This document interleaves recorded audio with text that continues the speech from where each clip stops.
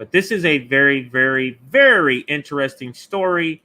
It's over at civileats.com. Co-op grocery stores expand their mission to equity and food justice. And the subtitle, as the country faces unprecedented labor and social upheaval, grocery co-ops are embracing deeper approaches to addressing systemic racism. So we're going to cover this story, Detroit People's Food Co-op, and that's what it's going to be talking about. But first, let's like this video. Glad you're here. Like I was saying, if you didn't catch the beginning, want to start doing more community-focused, community-told stories.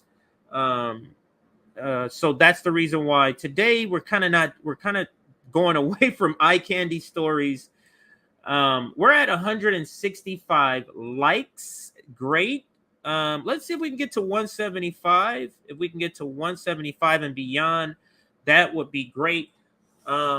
Subscribe to our Substack.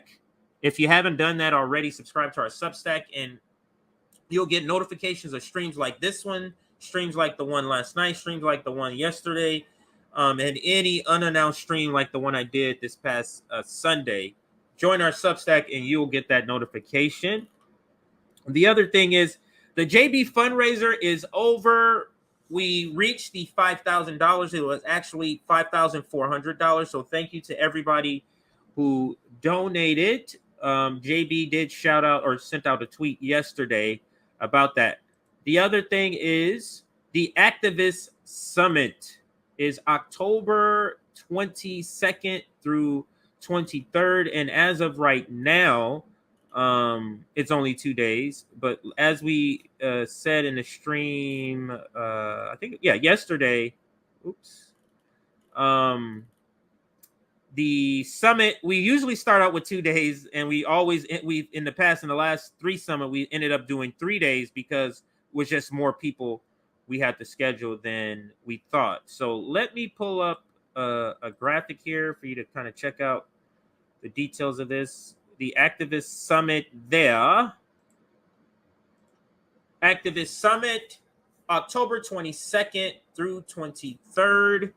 It's technically, if you see there at the bottom, it's technically the second annual General Strike Summit. So this is technically our second annual General Strike Summit, but the subtitle of the summit is Activist Summit because we're focusing on activists. So if you are an activist, make sure you hit us up. Let me see here. Do we have anything for that? But maybe I'll have it. Oh, right here.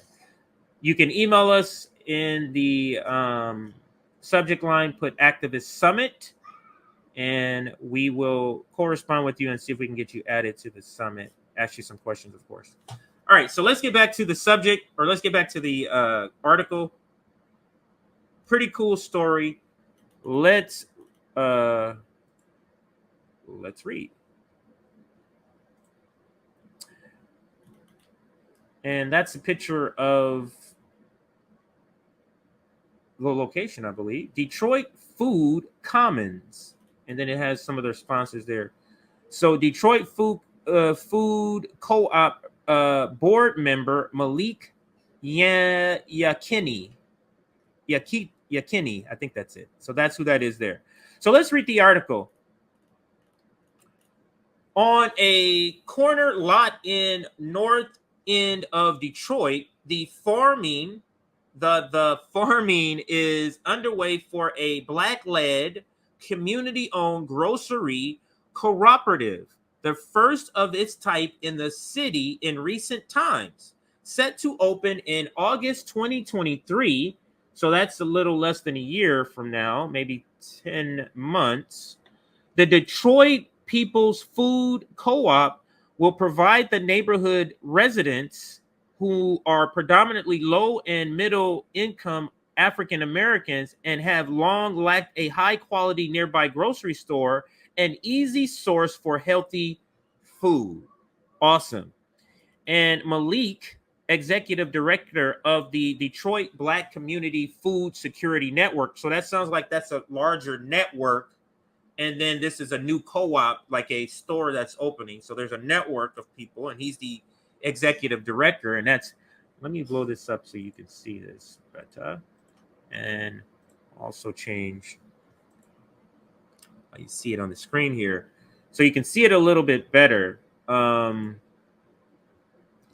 close this one. So Malik Yakini, I think that's how you say it. And here's his name right here. Executive Director of the Detroit Black Community Food Security Network, the organization behind the co-op, says the grocery store will address food security, but its mission is bigger than that. And here's a quote. The quote. This is the first quote I'm going to read. There's another one over here.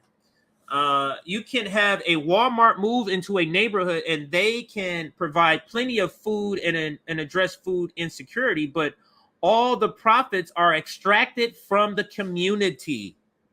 He explains, what we're trying to do is activate the agency within our community so that people see themselves as having the ability to shape not only the food system, but also the other systems that have influence over their lives.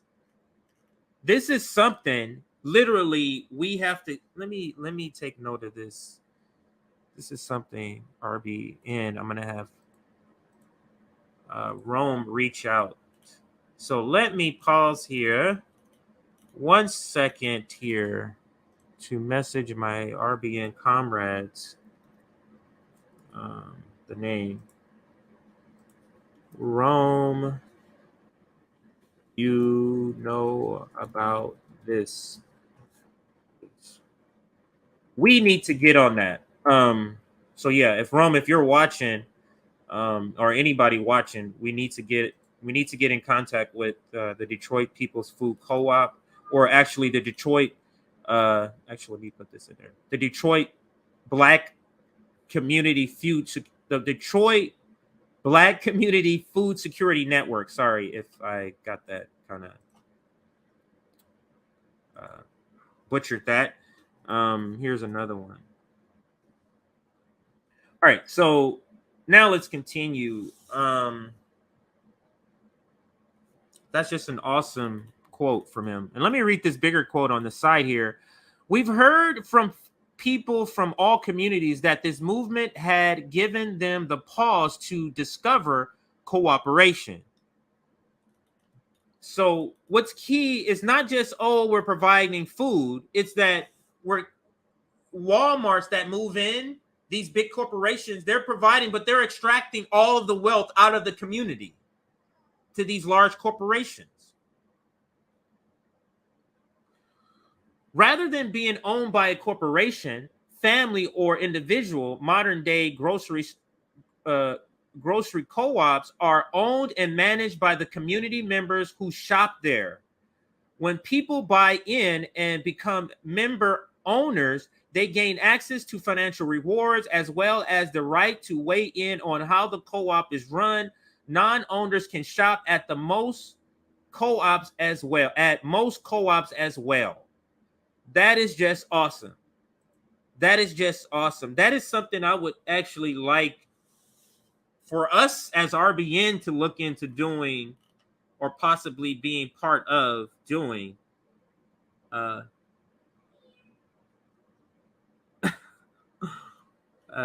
So yeah, I was just reading a couple of comments.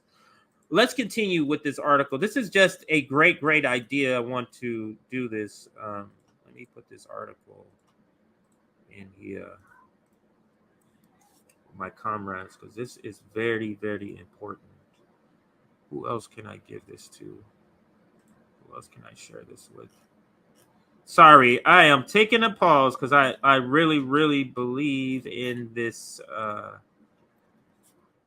this awesome concept and idea here. So I'm sharing it with everybody. All right, so I DM'd a couple of people to kind of, or put in a couple of DMs. All right, so let's continue with the article.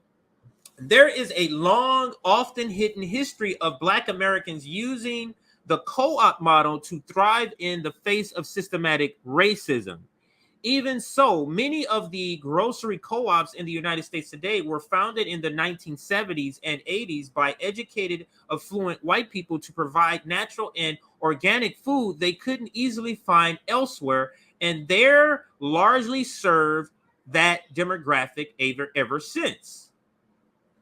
And I'll pause there just for a moment so I can brand this segment. Did I put this up earlier? Yeah, so I can brand this segment. All right, so let me keep that up. Love this idea. Where else can I put this here? Oh, right here.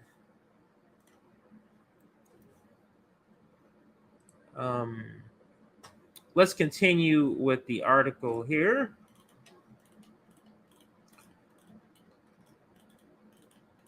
Over the last decade, however, more co-ops rooted in the Black community have taken shape, and the co-op movement as a whole has increasingly shifted its focus from providing natural and organic foods to addressing a different need: the lack of racial equity and food justice.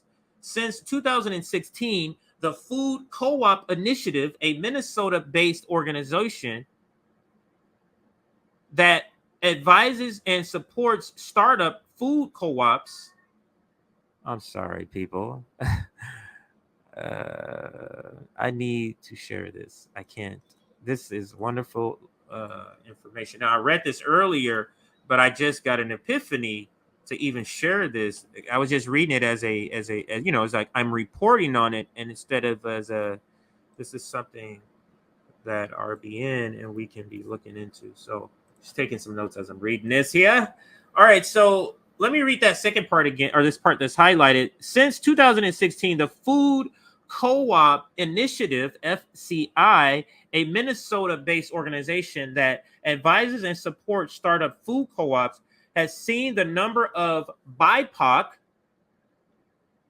Black, Indigenous, people of color, led co-ops in its co-ops it supports more than double. From 7 to 17, the overall number of co-ops FCI works with has also grown from 68 to 93. And many establishments not explicitly led by people of color are taking seriously the quest for racial equity. This is wonderful. Let me put a link to this article here.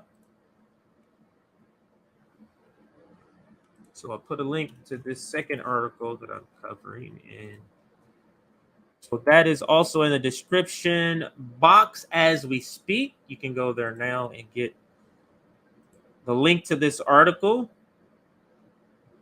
Let's read a little more, and then we're going to close out this segment here. And I think what we're going to cover next is Governor Newsom and the torture thing that he's upholding. So, yeah, we'll go to Governor Newsom next. So, but let's finish reading out a couple of more paragraphs here. A number of factors have driven the co-ops movement's new focus on food justice. Because mainstream establishments like Whole Foods and Walmart's now make organic more reliably available, co-ops are no longer required for that purpose alone, and are well positioned to solve a different problem. In addition, the pandemic revealed the brittleness of the supply chain, and the murder of George Floyd in May 2020 prompted a wider recognition of racial inequity in America inside many white-led institutions. When we're in crisis, we notice with what's inevitable. We notice what's not working, says J.Q. Hanna, FCI's assistant director. We've heard from people from all communities that this movement had given them the pause to discover cooperation. And they're like, oh, We need a different way to do this. Also, the people whose communities were hit hardest were done with trusting. Were done with trusting the system to solve it. Fed up. End quote.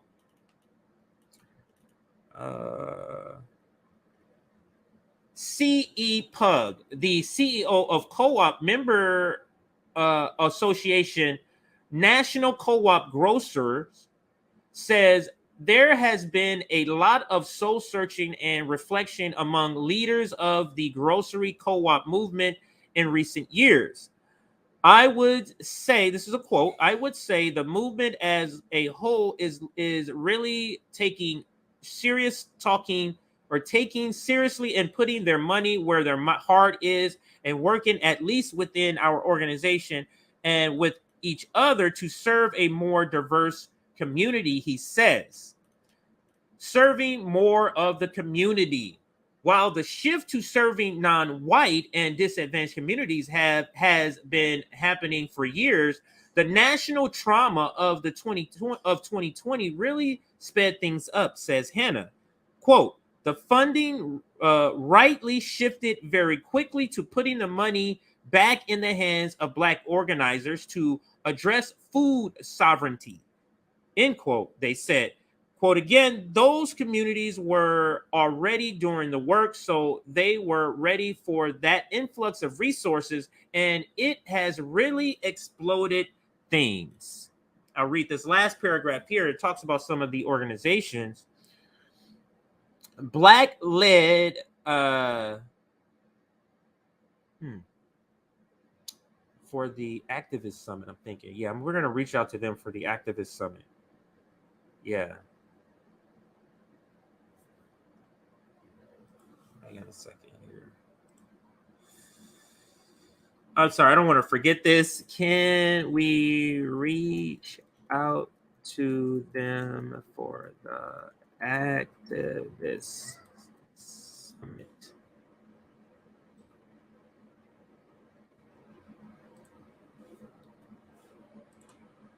All right, thank you everybody for your patience. All right, so let's finish this part up.